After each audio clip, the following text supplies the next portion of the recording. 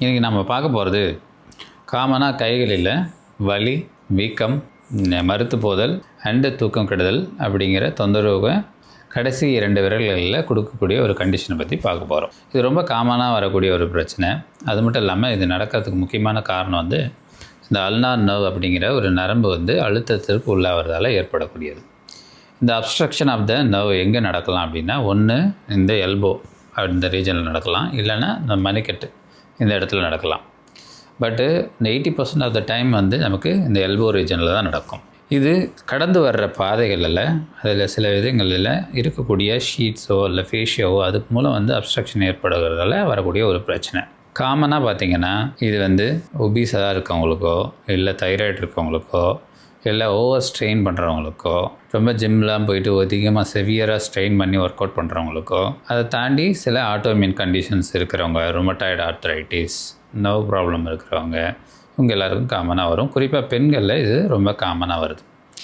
இதில் எல்போவில் இந்த ulnar nerve travel ஆகி வரும்போது இங்கே மேலே நமக்கு வந்து ஆர்கேட் ஆஃப் ஷ்ரூதர்ஸ் அப்படிங்கிற ஒரு லிகமெண்ட் இருக்கும். ஸோ அது வந்து ஃபஸ்ட்டு பாயிண்ட். செகண்ட், அது கீழே வந்தீங்கன்னா மீடியல் இன்டர்மஸ்குலர் செப்டம் அப்படிங்கிற ஒரு ஷீட் வரும், அங்கே அப்ஸ்ட்ரக்ட் ஆகலாம். மூணாவதாக இந்த மீடியல் எபிகாண்டைல் அப்படிங்கிற ரீஜனில் தான் காமனாக வந்து அந்த அப்ஸ்ட்ரக்ஷன் நடக்கும். அதை தாண்டி கீழே வரும்போது ஒரு சதை இருக்குது, அதுக்கு பேர் ஃப்ளெக்ஸர் கார்பி அல்னாரிஸ். அதுக்கு 2 ஹெட் இருக்கும், அது 2 ஸ்ப்ளிட் ஆகிற இடத்துல அது அப்ஸ்ட்ரக்ஷன் ஆகலாம். அதுக்கும் கீழே வந்தோம்னா ஆஸ்பான் ஃபேஷியா அப்படிங்கிற ஒரு ஷீட் இருக்கும். ஸோ இந்த 5 காமன் சைட்டு தான் நமக்கு இந்த எல்போவில் அப்ஸ்ட்ரக்ட் ஆகும். இந்த மாதிரி அப்ஸ்ட்ரக்ட் ஆகும்போது பேஷண்ட்ஸுக்கு ப்ரெசன்டேஷன் எப்படி ஆகும்னா, கை விரல்களில் வந்து இருக்கக்கூடிய மசில்ஸ் அதிகமாக சப்ளை பண்ணக்கூடிய நர்வ் இந்த அல்னார் நர்வ். இது வந்து intrinsic muscles of the hand அப்படின்னு சொல்கிறோம். இந்த மசில்ஸ் எல்லாத்துக்குமே சப்ளை பண்ணுறது. இதனால தான் இது வந்து மியூசிஷியன்ஸ் நர்வ் அப்படின்னு சொல்கிறது. குறிப்பாக வந்து 20 சதைகளை அதுதான் சப்ளை பண்ணக்கூடியது. அண்ட் சென்சேஷன், அதாவது உணர்ச்சியை பொறுத்த வரைக்கும் இந்த 1.5 ஃபிங்கர்ஸ், அதாவது லிட்டில் ஃபிங்கர் அண்ட் ரிங் ஃபிங்கரில் of it front and back சைடை சப்ளை பண்ணக்கூடியது. இது நமக்கு மணிக்கட்டில் அப்ஸ்ட்ரக்ஷன் ஆகுதா இல்லை எல்போவில் அப்ஸ்ட்ரக்ஷன் ஆகுதா அப்படிங்கிறத எப்படி தெரிஞ்சுக்கலாம் அப்படின்னா, இந்த மணிக்கட்டில் அப்ஸ்ட்ரக்ஷன் ஆச்சுன்னா இந்த சென்சரி டிஸ்டர்பன்ஸ் வந்து முன்பகுதியில் மட்டும்தான் இருக்கும், லாஸ் இருக்கும், பின்னாடி நார்மலாக ஃபீல் ஆகும்.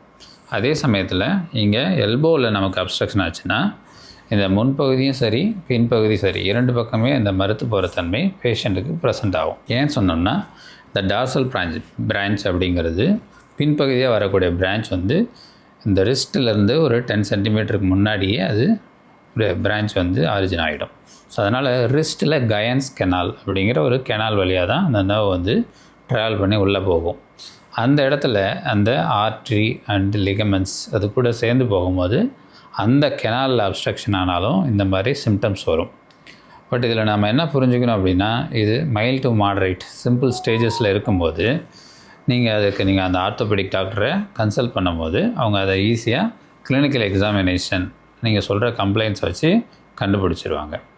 அதை கண்டுபிடிச்சதுக்கப்புறமா ரொம்ப மைல்டாக இருக்கிற ஸ்டேஜஸில் இந்த அல்ட்ராசவுண்ட் மசாஜ் அண்டு ரெஸ்ட் பிரேசஸ்ஸு இல்லை எல்போ பிரேசஸ்ஸு, மெடிசின்ஸு இதெல்லாம் கொடுக்கறது மூலம் கண்டிப்பாக கொஞ்சம் உங்களுக்கு சிம்டமேட்டிக் ரிலீஃபு கிடைக்கும். இதை தாண்டி இது வர்றதுக்கு காரணமாக இருக்கக்கூடிய வியாதிகளை நம்ம சரி செய்கிறது மூலமாகவும் இதிலிருந்து நம்ம முற்றிலுமாக விடைபெறலாம். இதுவே வந்து கொஞ்சம் நாளுக்கு அதிகமாகி இது வந்து நமக்கு மெடிசின்ஸ்க்கெலாம் ரெஸ்பான்ஸ் பண்ணலை அப்படிங்கிற பட்சத்தில் அல்ட்ராசவுண்ட் கைடடாக அந்த நர்வ் எங்கே அப்ஸ்ட்ரக்ட் ஆகிருக்கோ அந்த இடத்துல நம்ம லோக்கலைஸ்டு இன்ஜெக்ஷன்ஸ் கொடுத்து அந்த நர்வ்ஸை வந்து ஃப்ரீ பண்ணுறது மூலமாக அதிலிருந்து நம்ம கம்ப்ளீட்டாக ரெக்கவர் ஆகலாம். அதற்கு அப்புறமா கரெக்டாக ஃபிசியோதெரப்பி மெடாலிட்டிஸை டாக்டரோட அறிவுரைப்படி நீங்கள் செஞ்சு வந்தீங்கன்னா இந்த பிரச்சனை உங்களுக்கு மறுபடியும் வர்றதுக்கான வாய்ப்புகள் மிக குறைவு. மூன்றாவது முக்கியமாக நம்ம என்ன தெரிஞ்சுக்கணும் அப்படின்னா, இது ரொம்ப சிவியர் ஆகும்போது, அதிகப்படியாக போகும்போது இது வந்து இந்த மசில்ஸ் எல்லாம் வந்து வேஸ்ட் ஆகும் கைகளில்.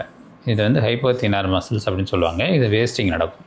அது மட்டும் இல்லாமல் இந்த கை விரல்கள் கிளா ஹேண்ட் அப்படின்னு சொல்லக்கூடிய டிஃபார்மிட்டிக்கு போகும். குறிப்பாக இந்த கடைசி 2 விரல்கள் மட்டும் அந்த சதைகள் பாதிப்பால் இப்படி கிளான் மாதிரி இப்படி வளைஞ்ச மாதிரி ஆகும். இதில் என்ன நம்ம புரிஞ்சுக்கணும் அப்படின்னா, நம்ம அப்ஸ்ட்ரக்ஷன் இங்கே எல்போவில் இருக்குன்னா கிளா ஹேண்டோட டிஃபார்மிட்டி கம்மியாக இருக்கும். இதுவே ரெஸ்ட்டில் ஆகுதுன்னா அந்த கிளா ஹேண்டோட டிஃபார்மிட்டி சிவியராக இருக்கும். இந்த மாதிரி ஸ்டேஜஸில் நீங்கள் வரும்போது கண்டிப்பாக நம்ம வந்து இதை சர்ஜிக்கலாக தான் சரி பண்ண முடியும்.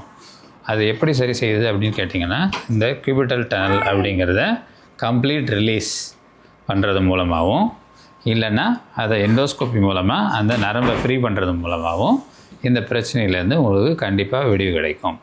அதை தாண்டி உங்களுக்கு இந்த டிஃபார்மிட்டிஸ், க்ளா ஹேண்ட் அப்படின்னு சொல்கிறோம் இல்லையா, அந்த மசில் வேஸ்டிங் ரொம்ப சிவியராக இருக்கும்போது அதையும் டெண்டன் ட்ரான்ஸ்ஃபர் அப்படிங்கிற சர்ஜிக்கல் டெக்னிக் மூலம் நீங்கள் இதை சரி செய்ய முடியும். இது பற்றின ஏதாவது சந்தேகம் இருந்ததுன்னா நீங்கள் கண்டிப்பாக எந்நேரமும் என்னை நீங்கள் அணுகலாம். நன்றி, வணக்கம்.